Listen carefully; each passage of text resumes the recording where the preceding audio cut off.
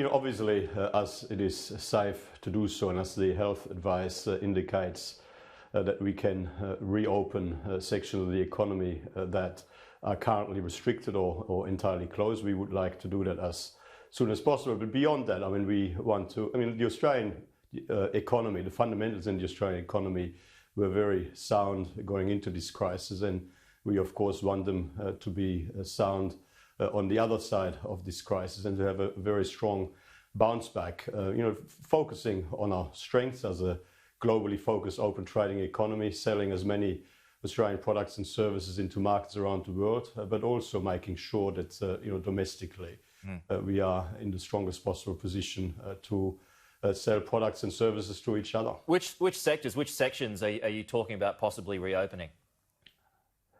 Well, look, I'm not going to preempt these sorts of decisions, that are going to be made in the future.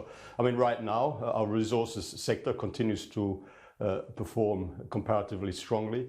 There will be opportunities, over the next few months to progressively, obviously lift restrictions in other parts of the economy, but I'm not going to preempt the timing or the nature of those decisions at this point. Would you support a return to broad-scale manufacturing? Well, where that makes economic sense, of course. We're totally in favour of increased manufacturing in Australia.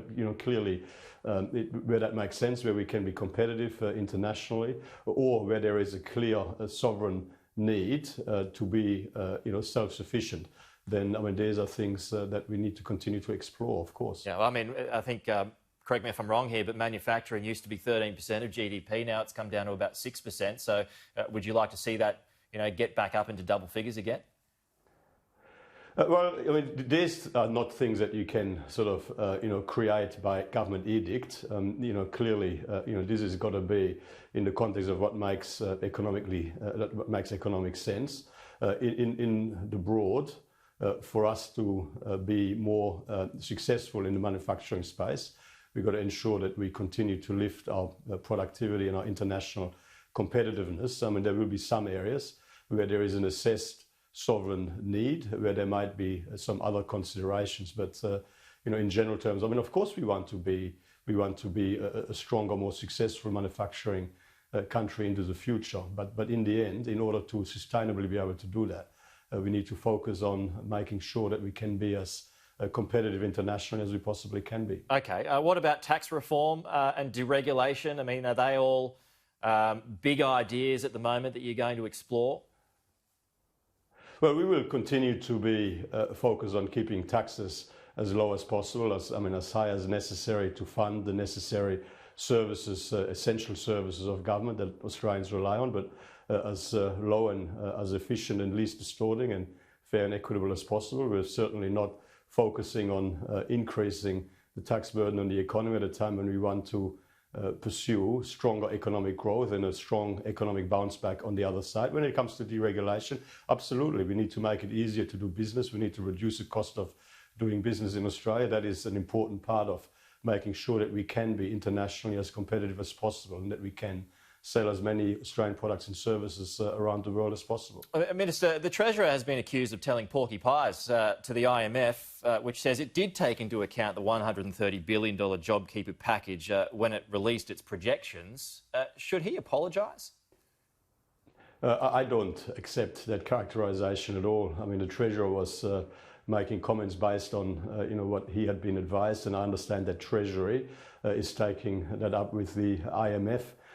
Treasury certainly understood that IMF had fundamentally concluded its work by about 29 March, and certainly the understanding was that the JobKeeper package hadn't fully been accounted for, but that is a matter that Treasury, as I understand it, is taking up with the IMF as we speak. Well, the IMF report says that it considered all the relevant information right up until about the 7th of April, which is after that package was announced. Well, again, as I've just indicated to you, Treasury understood that IMF had fundamentally concluded their work in terms of their economic forecasting on 29 March, and that is a matter that is currently being pursued directly, as I understand it, between Treasury and the IMF. OK, Minister, I'm sure you're thrilled to be talking about Malcolm Turnbull at the moment, but he's got a book coming out. He's made some claims in it that I'd like to get your reaction to. He says that either you or Peter Dutton called the PM a Machiavellian plotter who couldn't be trusted. Was that said? Look, I'm just not going to provide commentary in relation to Malcolm's book. These are events that are a long time ago. I wish Malcolm and his family very well. Sincerely, I wish them all the very best for the future. What I would say in relation to my relationship with the Prime Minister, I have a very strong, positive and productive relationship with the Prime Minister. I've had for a very long time through a whole series of portfolios. We've worked together very closely and incredibly well. When the Prime Minister was in the Treasury portfolio, that was there for all to see at the time. You know, in the social service and immigration portfolio. I mean, we came into the Parliament at the same time back in 2007 and have had a close working relationship all the way through. I mean, I leave it to others to provide commentary. Well, he also said that as PM that you wanted to cut the then Treasurer, Scott Morrison, out of policy decisions. Is there any truth to that? Well, again, I mean, I'm not going to provide commentary on this book. I'm not going to get distracted by it. Our government right now is working to protect people's health, to protect jobs by making sure that we make the right decisions in a public health sense and to deal with this coronavirus-induced health and economic crisis. I'm just not going to get distracted by this sort of stuff. I mean, let me say again, I have a very strong, positive and productive working relationship with the Prime Minister. I had a very strong, positive and productive working relationship with the Prime Minister when he was Treasurer. We delivered 3 budgets together and, obviously in the course of all of that, Scott Morrison is the member of our cabinet with whom I've worked with the closest over the longest period of time. Obviously as Treasurer and Finance Minister, you spend a lot of time together putting budgets together. And I think that anyone who knows us knows that we have and continue to have a very strong, positive and productive working relationship. Are you going to read Malcolm's book? No, I haven't got time. I mean, I'm focused on, as I say, with my colleagues, I'm focused on dealing with the issues in front of us to make sure that we help guide the Australian people through this period in the best possible way so that all Australians have the best possible opportunity to be successful and bounce back strongly on the other side of this crisis. Not even the executive summary on the inside jacket?